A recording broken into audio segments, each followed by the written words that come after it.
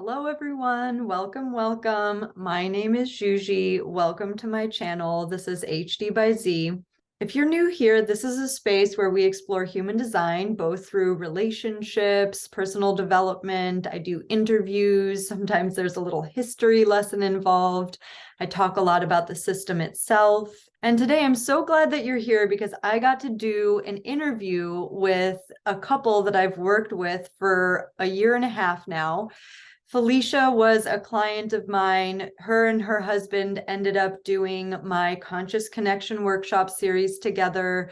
That was live at the time about a year ago. And she's a member of the Beehive, so I get to see her once a week. It's really sweet. Before we get into all of that, I just want to remind you that there's a new feature on my website where you can make your own composite or relationship chart by putting in birth data for two different individuals. The link for that will be in the show notes below, and the instructions will be at the top of the page. All right, so let's get into Chris and Felicia. But before we do, of course, we're going to look at their charts. So this is Felicia. She's a manifesting generator. She's emotional authority, split definition, 1-3 profile on the right angle cross of the sleeping phoenix. Like I said, I did a reading for Felicia a year and a half ago when she actually won a contest and had a reading with me as a result.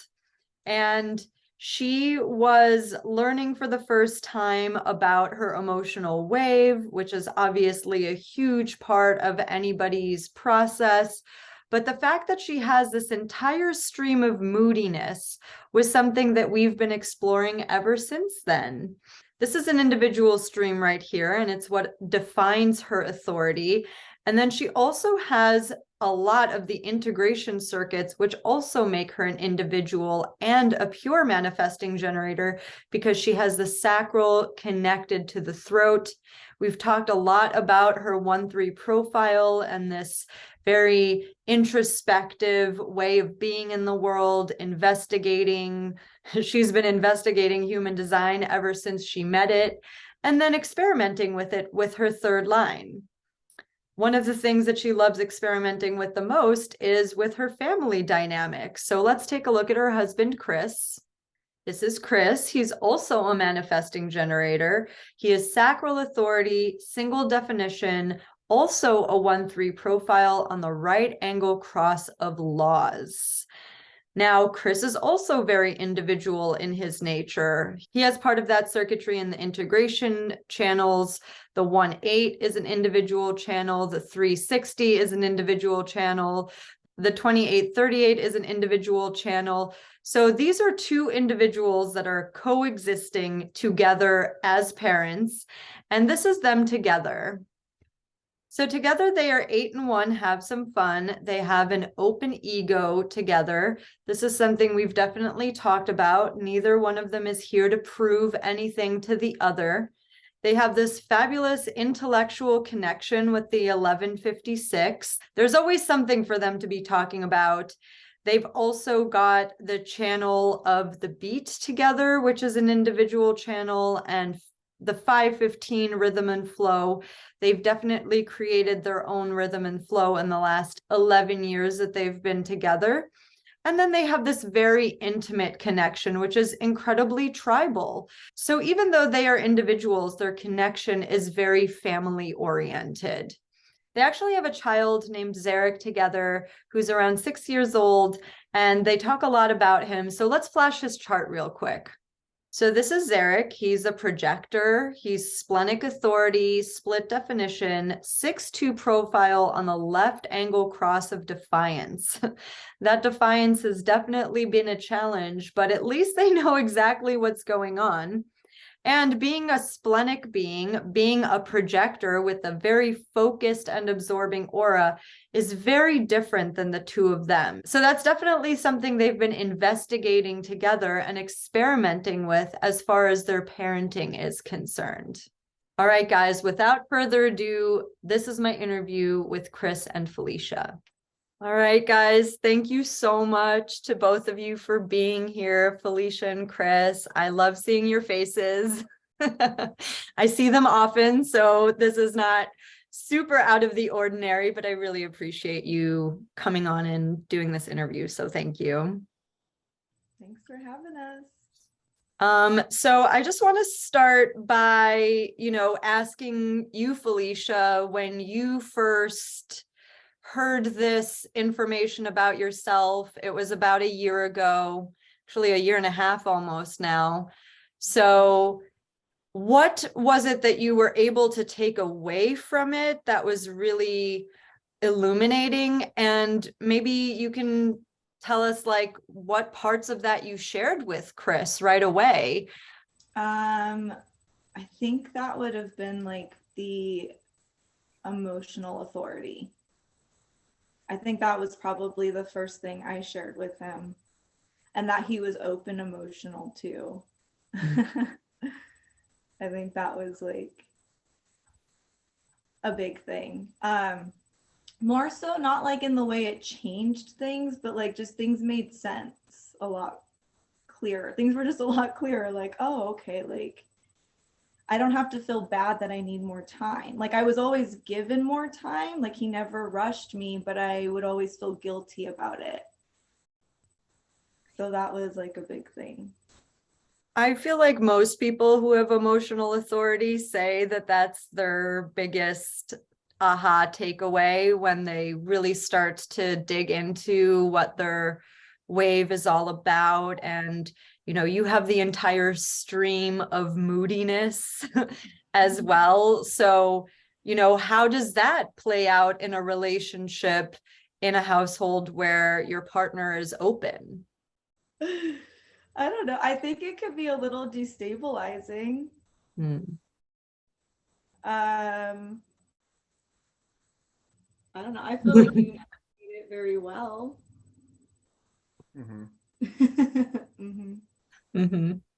Just the sacral. Chris is still coming back to life. Yeah, he's still coming online right now. He was in dream world. I mean, Chris, when Felicia shared that stuff about herself with you, was it just like, yeah, duh, I always knew that? Or did something kind of click into place? A lot of it made sense, but I mean, it's not like we were dating, so I could just run away. So, I mean, it's always been like, write it out or figure it out or let her do her thing. There's no here to force her into any choices or options. That was never been who I was. So, but it made sense on like the process going on. I mean, last year and a half or whatever it was, the thing that stuck out with me was like, because it stuck out and with her was like the waves. Being someone who surfs and stuff, like it made sense knowing how waves function, right? Knowing that there's going to be a big set coming in versus the mellowed out set, and just kind of waiting for the storm to ride out. That's so cool. I don't think I've ever talked to a surfer who can like compare the emotional wave with an actual wave. Yeah, that was a good connection. I feel like for him was to be able to like understand it visually like that through his own experience with actually real waves. Because that is what it feels like too, like being an emotional authority. It's like it's a trip. It could be a mind trip too if you don't know this about yourself. Your mind wants to get involved and explain your highs and lows, or talk you in and out of like your feelings.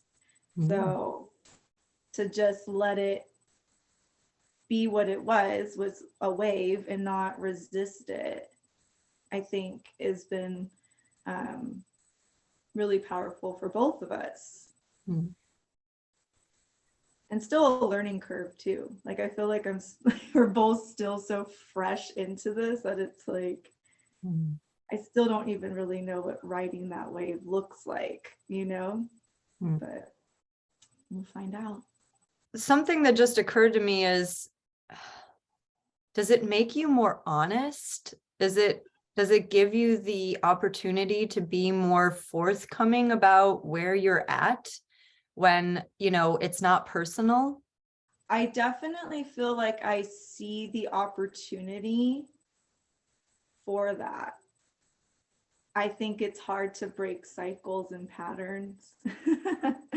You know, like when the opportunity arises where it's like, oh, this would be a good time to like share that your wave is shifting.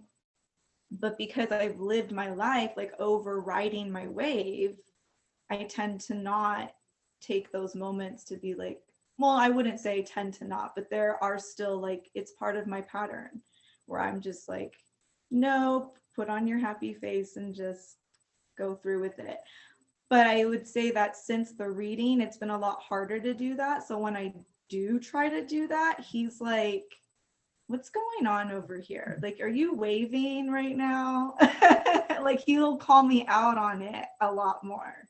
And I feel like that's been pretty helpful. So has that also been sort of a relief when you are low, you're just allowed to be low without him saying like, what's wrong? What can I do? Let's fix it. You know, whatever that is. Yeah, I would say so. Do you feel like it gave you permission to not have to like try and lift my wave?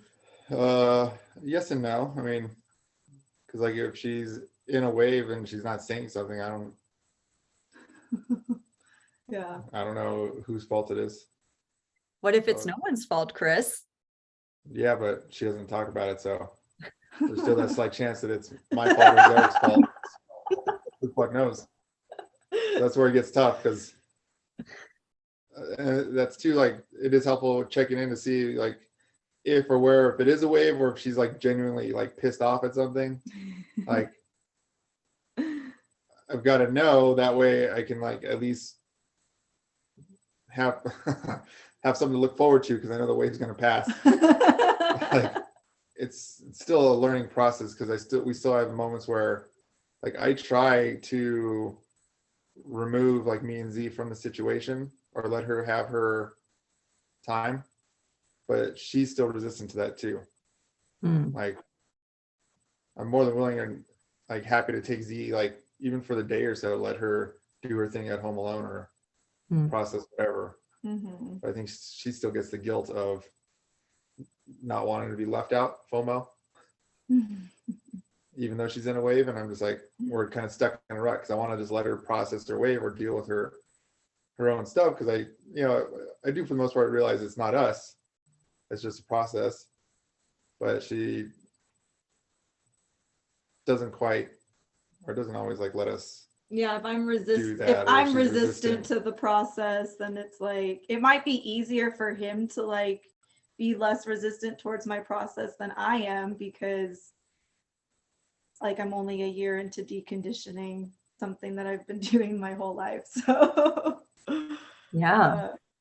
but it is nice, like at least having his support, you know, and having that, like he is like 100%, he'll see that I'm in a mood and he's just like, I was thinking of taking Zarek with me to the store. And there are times where I'm just like, bye.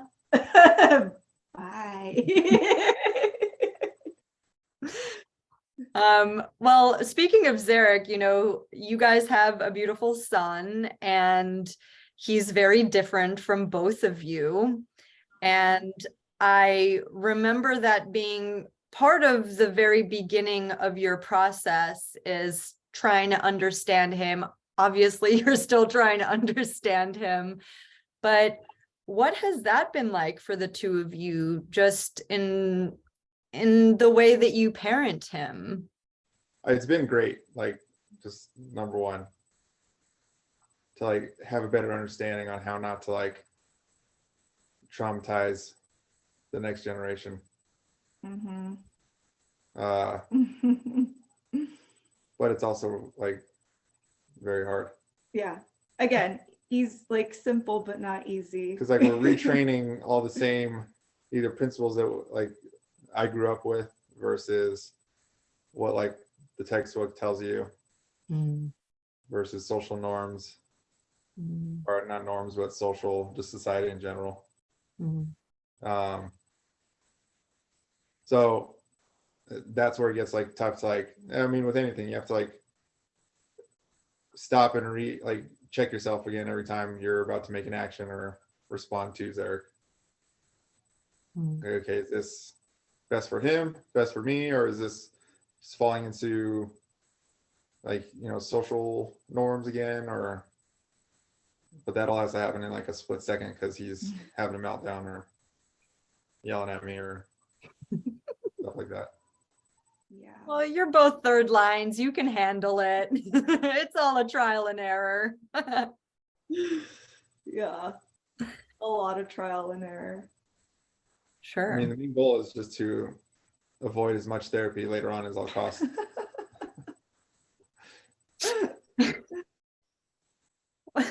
What a great goal, Chris. I really appreciate that. The thing about it is like, if we can like do good now and, you know, ideally avoid lots of therapy later, it just in general, he's going to be a better person, more happy.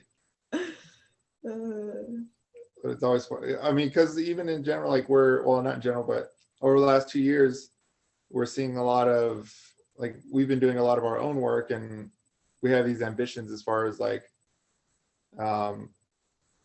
creating our own, as far as like grief recovery type like modalities and systems, and, you know, practicing medicine like that I do, creating more holistic approach to things, and it's trying to just help people in our own way. So, you know, it starts at home. Like, we're trying to help each other, help ourselves out. Going into kids, you know, a lot of the stuff that we focus on is the childhood traumas. So that, yeah, of course, that's a huge part of it, like trying to avoid those with him. So it's a lot of constant like reminding ourselves of like, okay, this is exactly what we're trying to avoid, or looking into like helping other people with. So practice what you preach. Making sure that your house is clean first.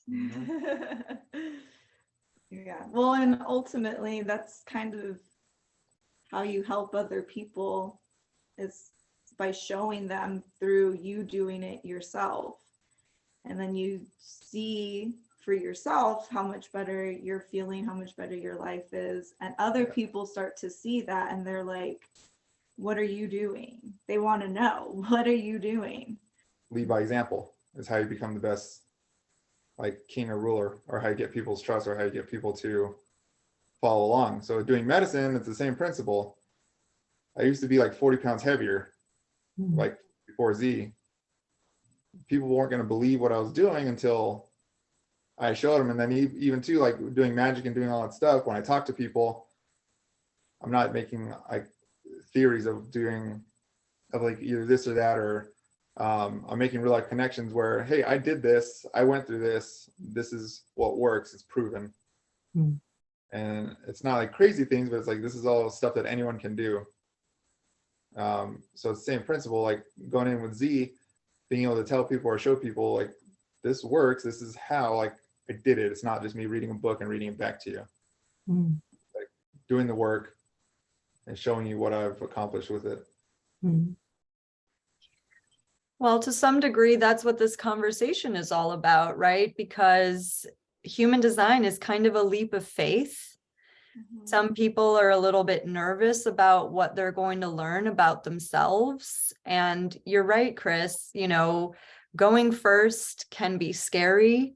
Going first can be lonely.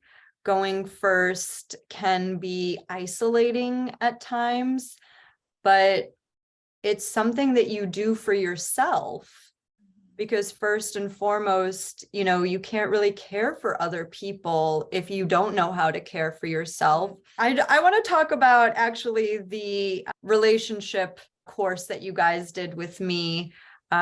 Chris, you were the only partner that came along for that ride. Everybody else was there on their own. And, you know, there was the videos, there was the coaching portion, there was looking at charts, and that was really your entree into the system. So is there something that you can remember about learning about yourself or your dynamic that felt really valuable at the time? I think a lot of the connections and gates that we had that Mhm. connected each other kind of stuck out. It made sense as far as like why, what, 10, 11 years into this, like where a lot of it clicks and like a lot of it makes sense, and there's a reason why we are still here, you know, after everything. That was a huge part. It kind of showed like I don't want, I guess for lack of better terms, a worthwhile or a reason why to keep on going. Mm. It built strength between us two, but it definitely made a lot of sense as far as like the whys of why we click or connect. There was a moment that really stuck out for me between the two of you when we were talking about how Chris was on the cross of laws. And I don't know what the context was exactly, but I was like, yeah, well, it's Chris's law. And Felicia said, well, you've never told me that before. And Chris said, well, you never asked. And that was really sort of a pivotal moment, because I feel like not only does human design help us communicate better, but it helps us ask better questions that we didn't even think to ask the other person, because we just didn't know that about them until we saw the chart. So since then, has there been really pivotal questions that you guys got to ask each other? I think that just reframing questions into a yes/no format It has made a big difference. has made a huge difference. Or even when we're just like, I'll catch myself asking him an open-ended question and I could see like he's trying to like come up with an answer, and I'll just be like, wait, like what does your sacral say? Let me like ask this in the yes/no way, so that it could like, I could like poke your sacral. Yeah, I think as far as, well, it makes sense, but like it's offered up a way for each of us to like help honor each other as far as in general too, that making us more happy people as well. Like knowing how to stop and get down to what you really want to do or what you really want. Because then, yeah, when obviously you get what you want, you're more happy. We're not like constantly trying to like, what do you want to eat? No, what do you want to eat? I'll eat whatever.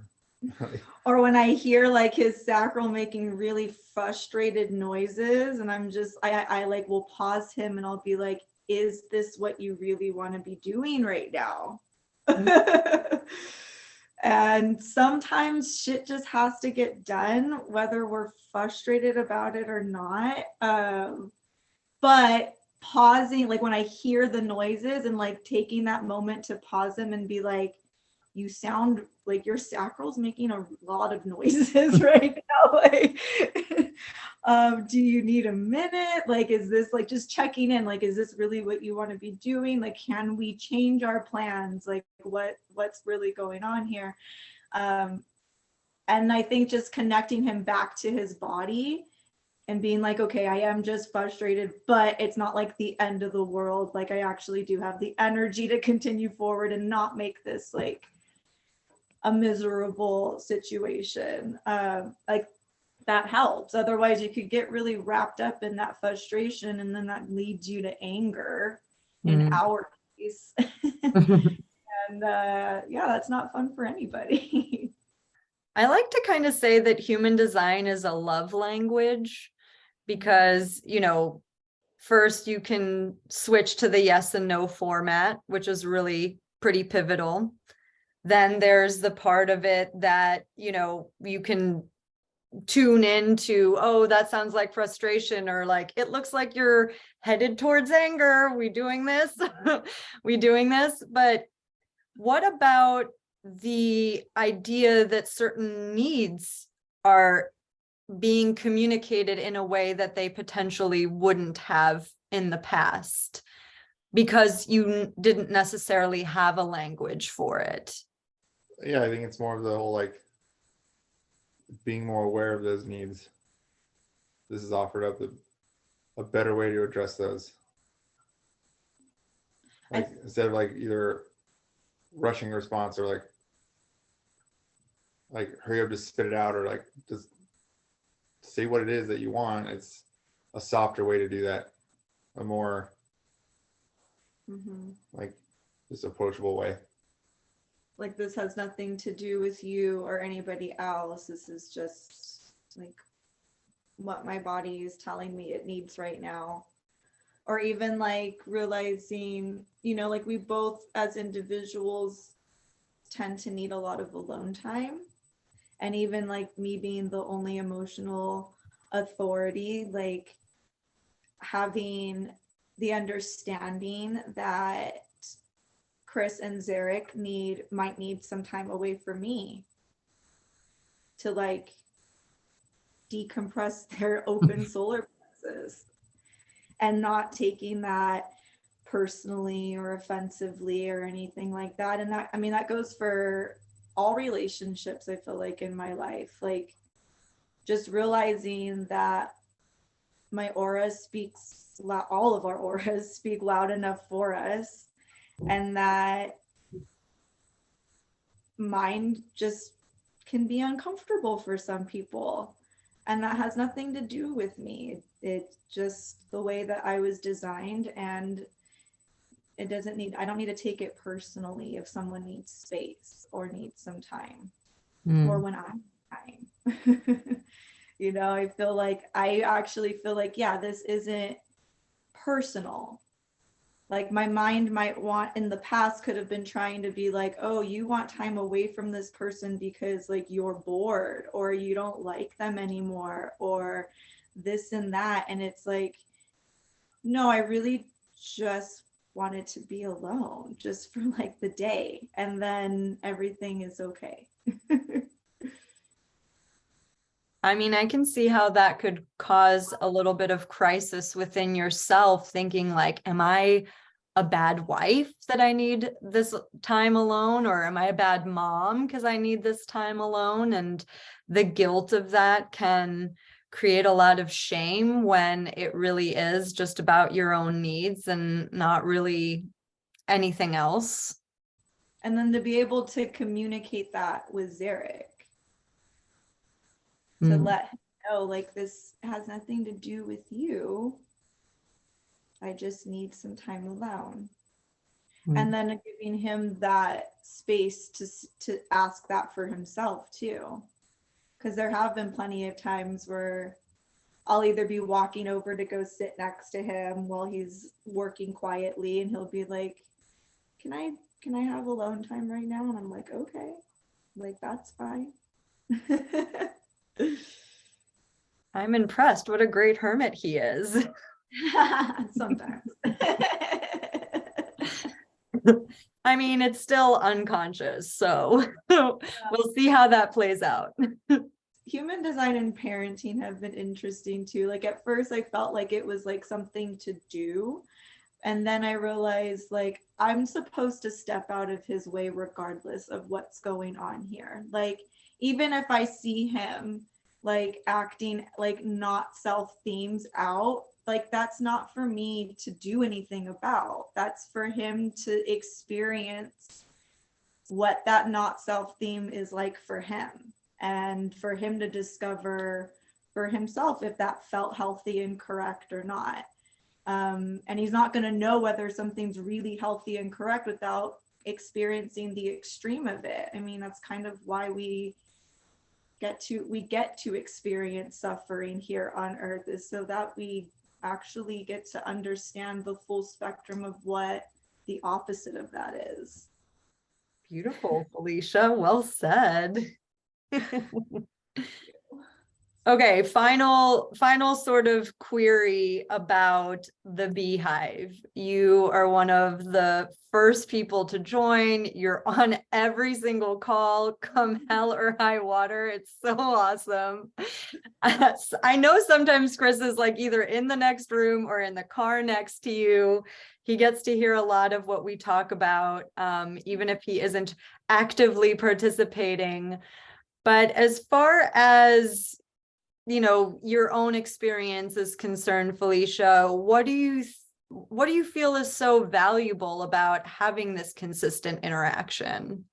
I think it's the consistency of the interactions, like that is very valuable, like getting to meet with everybody weekly, like seeing everyone's face, at least who shows up, and then having the constant contact in the Slack, but just have it feel like it's there when you need it, like it's always constantly there, and it's there when you need it, and there's no like judgment on how often you're utilizing it or not. It's but that the fact that it is there. And for me, I'm someone who is a very much like an in-person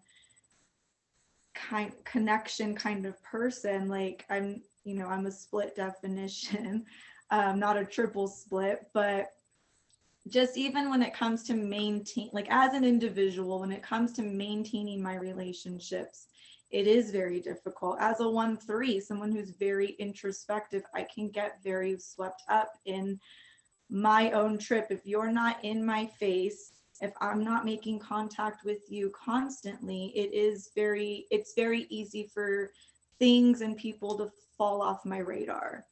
And so having that constant connection and support really helps me feel like I'm part of a tribe, I'm part of a community, and not one that I have to settle for, one that really feels like it's in alignment with who I am and can be in alignment for anybody, because it's just so judgment free and accepting. That's awesome. I love that. For me, what's your perspective on how it's affected at least me? It's definitely consumed her. That's kind of the ups and downs, because like there's definitely like free times where she's caught up in human design stuff. Mm-hmm. So it's been a tough like at least few weeks because I'm so busy. Mm. So like when there's times together or times at home and it's spent beehiving, I'm just like, well, I gotta go to work, so I guess not spending time with you guys. Yeah. But that's the ups and downs. That I think is an interesting thing, is that you both have this recognition that you're on your own trip. You're both super individualistic, but you are flying through time and space together. So, how does that make room for both of you to be individuals? It seems to me that she is always super supportive of all of the things that you like to investigate and all of the things that light you up as an MG, and then her as a very different kind of MG, but still an individual, like what it is that she's into. And then how you guys kind of combine those two things at times, but for the most part, like keep them separated. That's what's not taught us or modeled to us, really. I mean, it is a balancing act between us, like how we balance our individual interests and still make time for each other. And usually it takes the scale being off balance to then make us aware, like, oh, now we need to like balance it in this direction. But I feel like he's constantly trying to find ways on how we combined our interests. We're both always looking like, how can we combine our interests together and bring us together, make it like a family. Most everything we do gets turned into a business somehow. So we're like a family business. Like, how do we make our interests and what we're interested in, Not even interests, like things that we're passionate about. It's too. Not work, it's just getting paid for what we love to do. Yeah. And then I don't have to go to the ER anymore. doesn't have to work when the rest of the world is sleeping. But yeah, and just even like including Zarek, making sure that his needs are all met. It's a balancing act, and it doesn't, at least for me, it doesn't come naturally. It's something that I do need to put conscious effort and awareness into, and I do need things brought to my awareness sometimes. And so it's being brought to my awareness that we need to be spending a little bit more time together right now. I see. Being brought to my awareness that the scale's a little unbalanced and someone is not happy. So that's what it is. And so now I'm aware of it, and moving forward, I can hold that more in the front of my consciousness. So like I'm actually, I consider maybe more of like a jealousy thing, because I don't have the ability to connect with other magicians every week. I'm hustling right now, working 4 nights a week doing magic, and then I still got to work my other job to pay bills, which is 3 nights a week. So I'm not good at math, but that's 7 days that I'm working nonstop. Yeah. I think there's still only 7 days in a week. So I don't have the ability to either go do, like, I go to the Magic Castle or go meet up with magicians or improve things, improve my craft. It's all solo. I'm always constantly just trying to like improve my own craft. So yeah, I think it's more of like a envious that she's got a group to go and talk to about her own type of magic, or the human design, versus like for me right now, magic being a passion. Like I don't have that ability.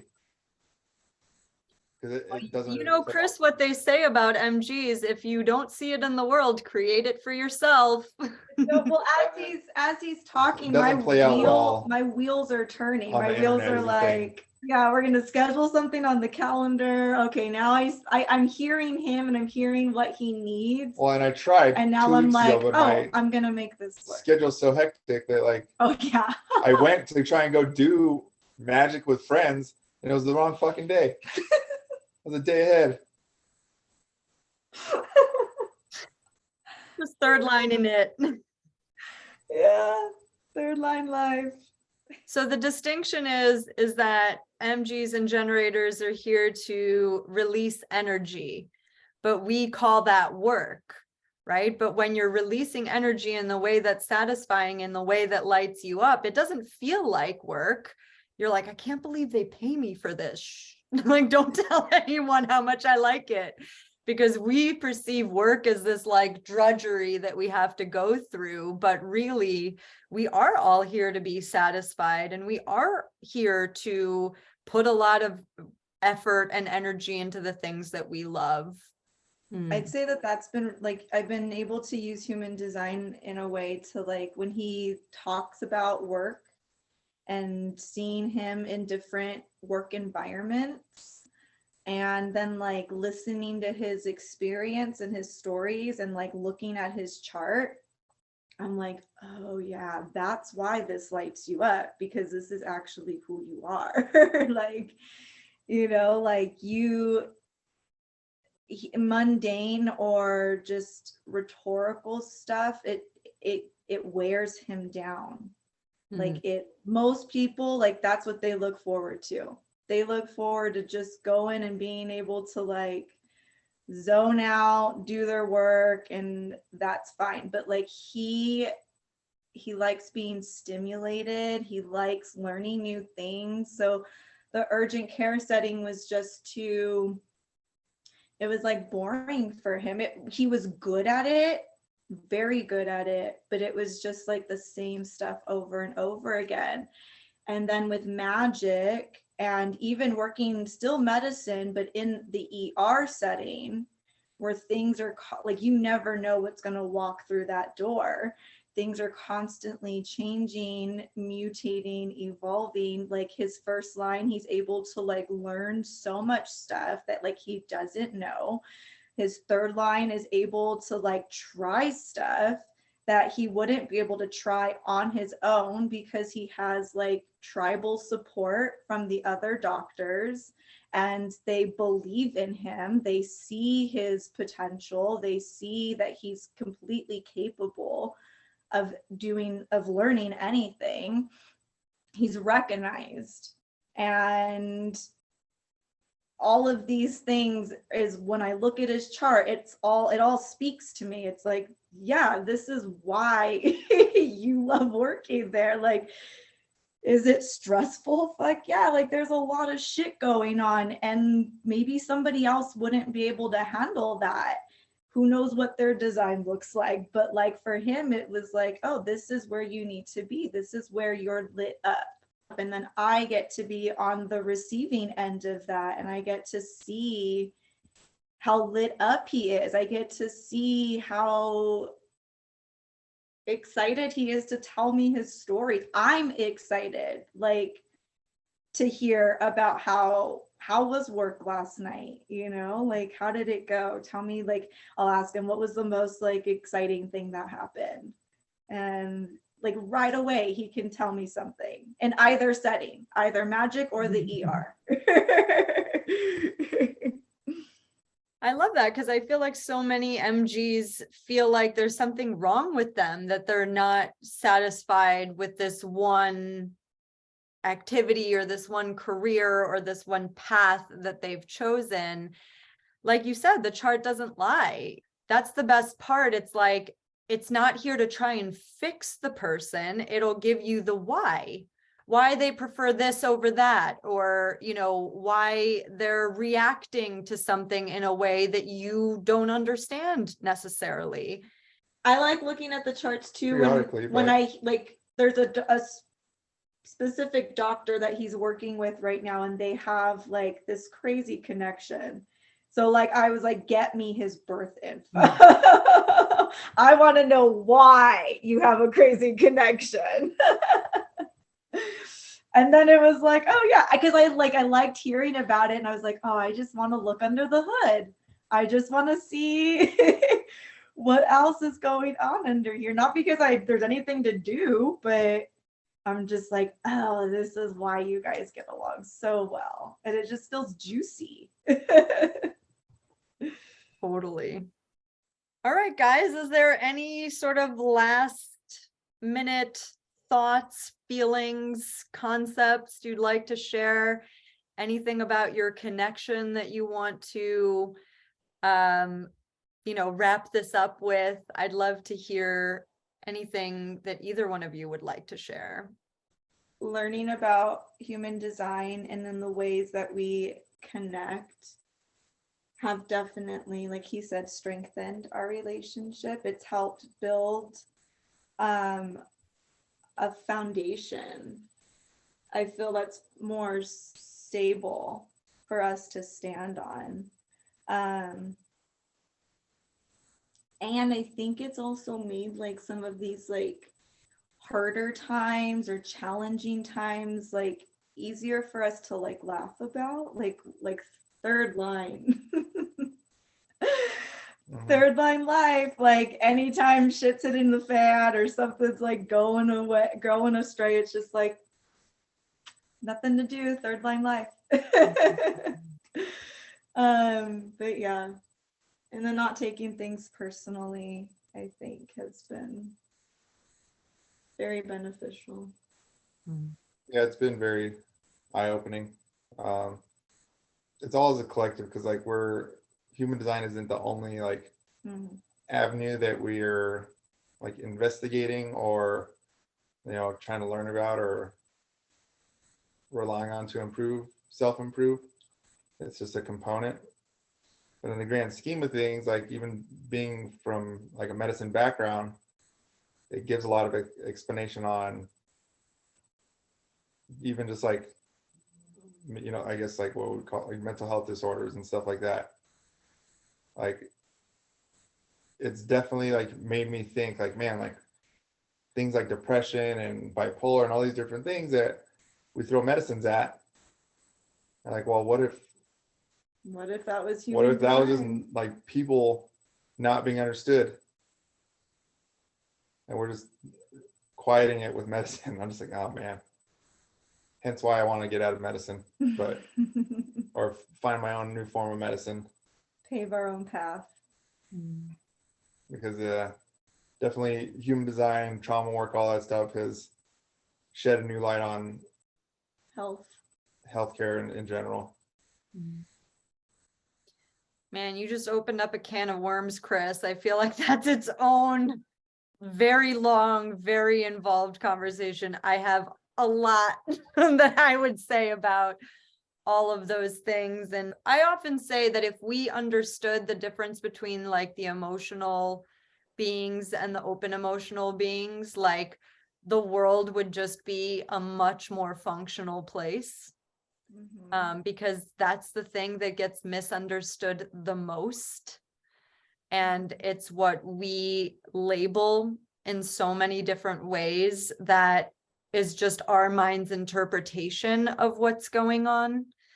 And it has caused so much pain and strife between people and families and communities, just in the whole entire world. It would be so healing for so many people to understand this about themselves. Well, yeah, and the biggest thing is like emotions are an unknown and uncontrollable.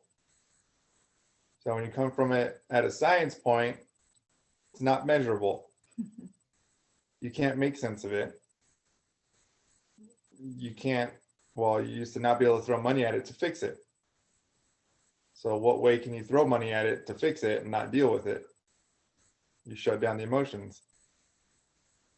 This is like a tool to understand that and to almost like quantify it in some way to where it's not seen as unknown, but you're shedding light on why these emotions react this way.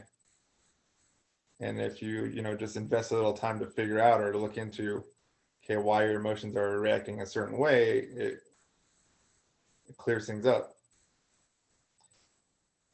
But there's no, that's always the tough part. It's not to get too involved in it, but from a big pharma standpoint, there's no money in fixing people. Some people don't really call it health care. They call it sick care. I know I do. So like, at least the medicine that majority of people practice is more sick care than. That's why, like, as I've been like mutating, right, I've realized that emergency medicine is where I'm more happy because it doesn't rely on medications. It relies on fixing the emergency, like with life-saving measures, or catching things that are actually like possibly going to kill you. That require those medicines. That Western versus family practice and all the other stuff I used to do.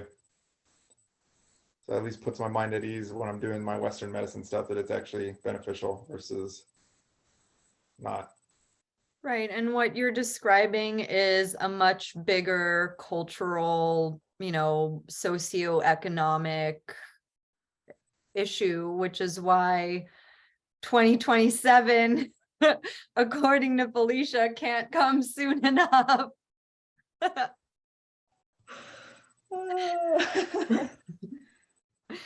I mean, nothing's going to change overnight. It's definitely a big window that this shift is, happening. But I do feel like the system with which we care for ourselves and the doctors who are waking up to how broken it is, it's not even their responsibility. I'm not saying it's any one person's responsibility or any one group's responsibility. It's like, you just seem like, as a person who was called to help people through medicine, that you see that there is a better way. And what is that better way? Individuals are here to bring completely new things to the world. it's not something that we can predict. That is the nature of the channel of mutation, is that it's totally new and totally unknown. You have to gather all the data of what's not working, and potentially you haven't even gathered all the data yet. You know, the investigator has never done investigating. Very true. Oh gosh, so true. I can see his wheels turning. It's so funny. Like the gears are just like. Such a good point. I mean, we need innovation. That's really what this is all about. Like, I'm tribal and collective. I'm not an innovator, you know. I take what already exists and potentially make it better, you know, but I'm not here to come up with the new, completely unknown thing. And that's really what the role of the individual is. So to say like, there is no limit. I literally always say that. I'm like, the limit doesn't exist, except for the one that you put on yourself. But if without that limitation, like it doesn't exist, or if there isn't any limit, we like to say limitations just spark creativity. So any limitation we come up against, it's like, okay, how can we creatively flow around this? Mm. We don't like to be told no. What is Kris Jenner's famous line? If somebody's telling you no, you're talking to the wrong person. Yeah. Oh my God. I never heard that before, but that feels so right. I'm like, oh, you just don't know me. You're telling me no? Okay, you're not the right person.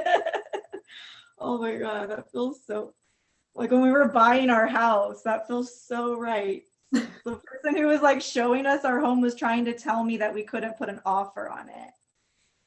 And I was like, I need to talk to somebody else. Like, you don't know what you're doing. I was literally, my first line was about to start studying realtor, like I was about to get my realtor license. Luckily, she ended up not being our actual realtor, but yeah, I'm like, don't tell me no.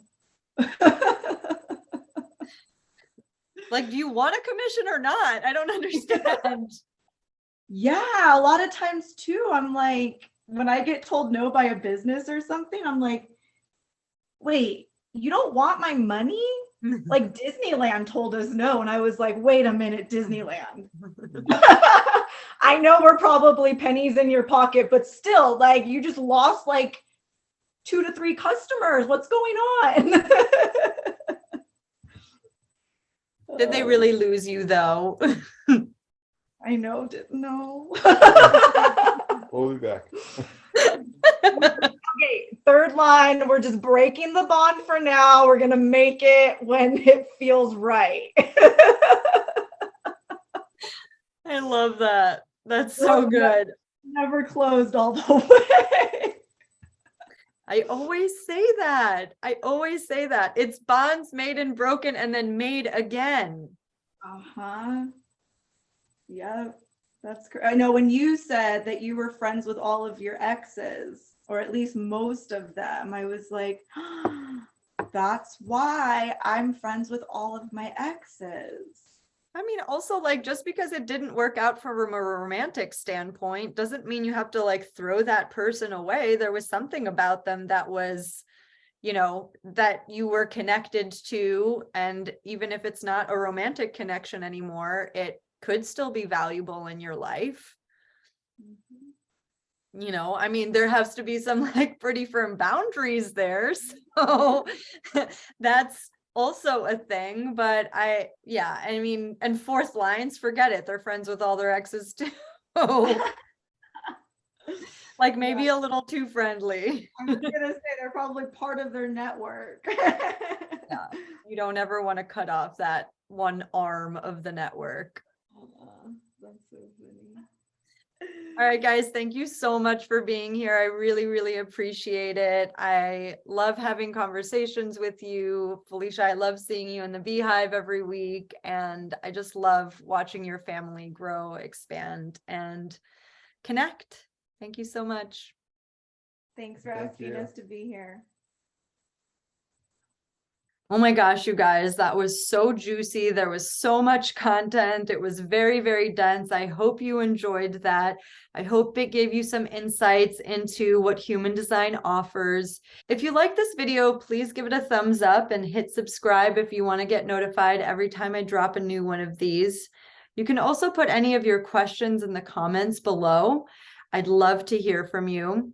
If you want to get in touch with me, you can always find me on Instagram at HD by Z. Thank you so much for watching. Until next time, ciao for now.